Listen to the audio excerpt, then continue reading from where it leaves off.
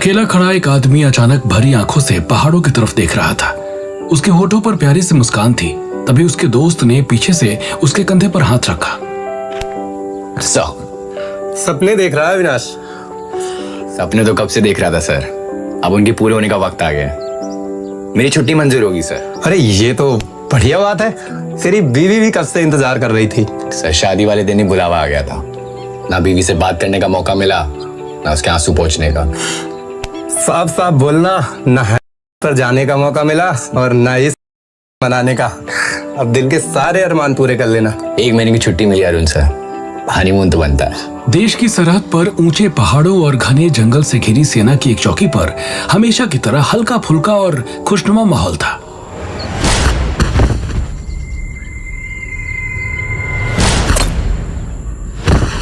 अचानक गोलियों की दंदनाहट से मीलों तक फैला सन्नाटा दहल गया। बाकी फौजी भी तेजी से उठकर बंदूकों की तरफ दौड़े, लेकिन वहां तक पहुंचने से पहले ही सब एक एक करके गोलियों का निशाना बन गए। कुछ ही देर में वातावरण फिर से पहले जैसा शांत हो गया। भारी कदमों की आवाज चौकी की तरफ बढ़ रही थी। बड़ी दाढ़ी और क्रूर चेहरे वाला एक लंबा चौड़ा आदमी 5 लोगों के साथ चौकी पर पहुंचता है। खून से लथपथ फौजियों की लाशें जमीन पर पड़ी थी। इतने भयंकर मंजर को देखकर उस आदमी के चेहरे पर एक गर्वीली मुस्कान आ गई। जनाब, मुबारक हो, मिशन कामयाब हो गया। एक गोली चलाने का मौका नहीं दिया इन्हें, एक ही बार में सब खत्म। ठीक है जनाब। बेवकूफ कहीं के, तुम्हारे मुल्क ने तुम जैसे कमजोर सिपाहियों को यहां इसलिए भेजा ताकि हमारा काम आसान हो जाए। हिंदुस्तान वालों, तुम्हें शांति चाहिए ना? मौत से बेहतर शांति कहां होगी? बॉर्डर पर जितनी भी चौकियां हैं, एक एक करके सब मिटा देंगे। वो दिन दूर नहीं जब इस पूरे इलाके पर हमारा परचम लहराएगा और यह पूरा खूबसूरत इलाका हमारे मुल्क का हिस्सा होगा। तभी अंदर का मुआयना करने गया एक आदमी दौड़कर उसके पास आया। 10वां सैनिक कहाँ है? 10वां सैनिक कहाँ है? हमें खबर मिली थी कि यहाँ पर 10 सैनिक हैं। ढूंढो, जाओ अंदर देख। एक सिपाही गायब यहां से। हमने 9 लोगों को मार दिया, लेकिन एक नहीं दिख रहा। नहीं नहीं, भागने का सवाल ही नहीं होता, हमने मौका ही नहीं दिया। जनाब, अगर आप कहें तो मैं उसके पीछे जाता हूं। उसके पीछे जाकर देखें। नहीं, इस वक्त आगे जाने में खतरा है, हम उसे नहीं ढूंढेंगे। इस देश के सैनिकों को अच्छी तरह जानता हूं मैं। अपनी जान से ज्यादा इन्हें अपने देश की मिट्टी और अपने साथियों की जान प्यारी होती है। देखना, वो 10वां सैनिक खुद तुम्हें ढूंढते हुए आएगा। अभी के लिए लौट जाओ, उसे जंगल में खत्म करना। ठीक है जनाब। सबकी बॉडी उठाकर रसोई घर में डाल दो, राख हो जाने दो। इन पड़ोसी मुल्क वालों को हमारी ताकत का अंदाजा लगना चाहिए।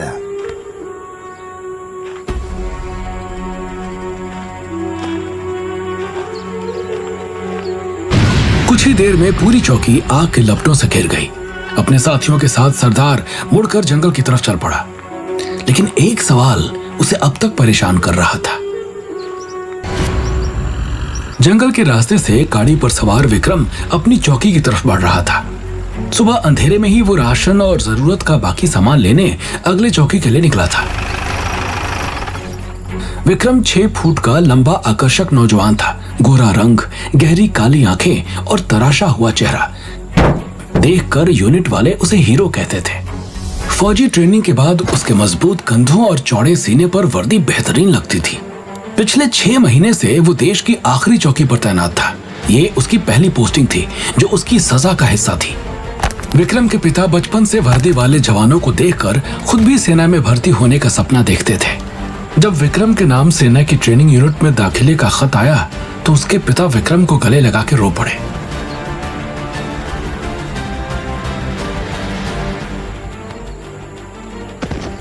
लेकिन ट्रेनिंग के दौरान धीरज नाम के एक फौजी के साथ विक्रम का झगड़ा हो गया, जिसकी वजह से उसे सजा के तौर पर इस पहाड़ी चौकी में भेज दिया गया। वैसे यहाँ कोई खास तकलीफ नहीं थी, सिवाय इसके कि 6 महीने में उसने एक बार भी गन नहीं छोड़ा था। एक असली फौजी होने का उसे अब तक कोई अनुभव नहीं मिला था। बिल्कुल बॉर्डर से लगी हुई ये जगह एक तरफ पथरीले सपाट पहाड़ों से घिरी थी और दूसरी तरफ बहुत घने जंगल से। इसलिए जंगल के किनारे बनी चौकी पर पिछले 30 सालों में कभी हमला नहीं हुआ था। लेकिन उसमें ऐसे जवान रहते थे जिन्हें किसी वजह से सजा दी गई हो या जो रिटायर होने वाले हों। इसलिए वो सभी दोस्तों की तरह हंसी मजाक करते हुए अपने दिन बिताते थे। विक्रम जानता था कि इस वक्त सभी बाहर बैठकर कैप्टन अरुण के गिटार का आनंद ले रहे होंगे। 2 दिन पहले की तरह शायद सब उन्हें छेड़ भी रहे होंगे। 2 दिन पहले का मंजर याद आते ही उसके चेहरे पर मुस्कान आ गई। मेजर रवि अपनी पत्नी और बेटे की तस्वीर निहार रहे थे जब कैप्टन अरुण गिटार पर एक प्यार भरी फिल्मी गीत की धुन बजा रहे थे। जी, ये गाना आप अपने लिए बजा रहे हैं या फिर मेजर साहब के लिए? सबके लिए सूबेदार साहब। आपको भी भाभी जी की याद आई है नहीं? आई तो सही। भाई हम अपनी बीवियों को प्यार भरे गीतों से नहीं, फोन पे मिली फटकार से हम उन्हें याद करते हैं। भाई मौज मस्ती तो आप लोगों की है। अच्छा बताओ, तुम्हारी मंदगेतर विशाखा ने कभी तुम्हें डांटा है, कभी गुस्सा किया है? एक बार हुई थी सर, क्योंकि महीनों से छुट्टी पर ही नहीं जा पाया था। चल उसको डांट नहीं बोलते, उसको प्यार की फटकार बोलते हैं। हमारी उम्र तक आते आते प्यार का बर्फो चक्कर हो जाता है, पता ही नहीं चलता। और रह जाती है गुर्राती हुई श्रीमती जी, चाहे वो फोन पे हो चाहे वो सामने हो। अरे देश की सेना के इतने बड़े अफसर जो किसी दुश्मन से नहीं डरते, अपनी बीवी की एक छोटी सी आवाज में चुप हो जाते। अब साहब जी, असली सरकार तो घरवाली की होती है। और एक बात कहे, देश की सत्ता तो आप अपने वोट से हर 5 साल के बाद बदल सकते हैं, लेकिन शादी के बाद घर पर हुकूमत तो परमानेंट बीवी का ही होता है और आप इसे बदल भी नहीं सकते। ये सारी बातें सुन के अब शादी का इरादा मत बदल लेना सर। महीनों की ड्यूटी के बाद जब बीवी का मुस्कुराता शर्माता चेहरा देखने को मिलता है ना, तो ऐसे लगता है जिंदगी में बहार आ गई। अविनाश केंद्र का शायर कहीं कोने में बैठ के अपनी बीवी के लिए कविताएं लिखते। अभी एक गलती के कारण यहाँ पोस्टिंग कर दी, तो अपने अंदर के फौजी की जगह अपने अंदर के शायर को जगह दी। सर, क्या बाकी पोस्ट पे ऐसा नहीं होता है? मतलब वहां क्या हमेशा लड़ाइयां होती रहती हैं?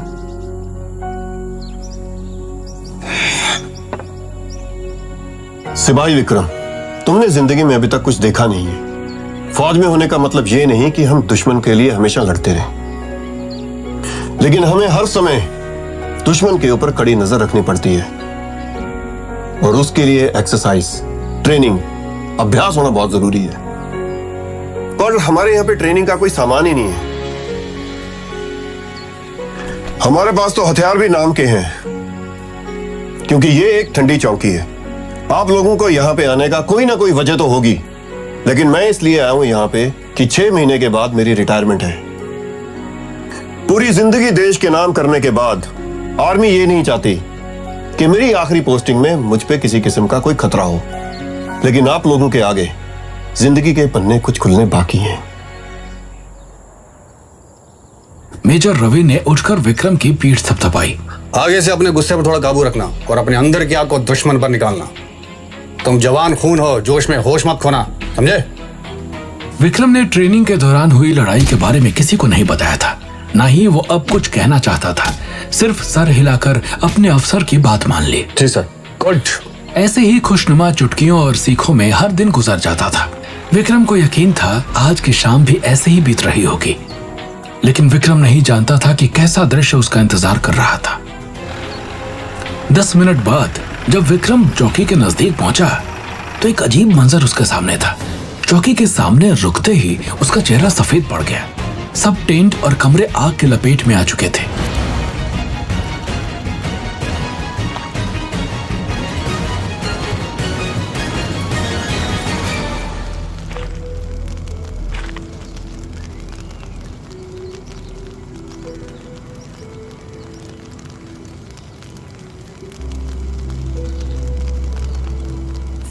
उनकी आवाज कांपने लगी। हिम्मत करके वो आगे बढ़ा। अंदर जलती हुई 9 लाशें थी। चौकी के सब अफसर और जवान अपने हथियार यहीं रखते थे, क्योंकि इस चौकी पर कोई खतरा नहीं था। कभी अपनी सुरक्षा के लिए हथियारों की जरूरत ही नहीं पड़ी। आज भी हथियार अनछुए वहीं पड़े थे। जिसने भी हमला किया उसने किसी को हथियारों तक पहुंचने का मौका तक नहीं दिया। उसे समझ नहीं आया कि वो क्या करे। इर्द गिर्द देखकर अचानक वो जोर से चिल्ला पड़ा।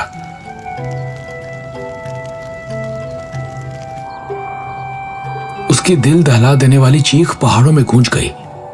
धुंधली आंखों से उसने ऊंचे पहाड़ों को देखा और जोर से चिल्ला पड़ा। तुमने दुश्मनों को रोका क्यों नहीं? तुम तो हमारे देश के पहरेदार थे ना? फिर आज मेरे साथियों को क्यों नहीं बचा पाए तुम सब?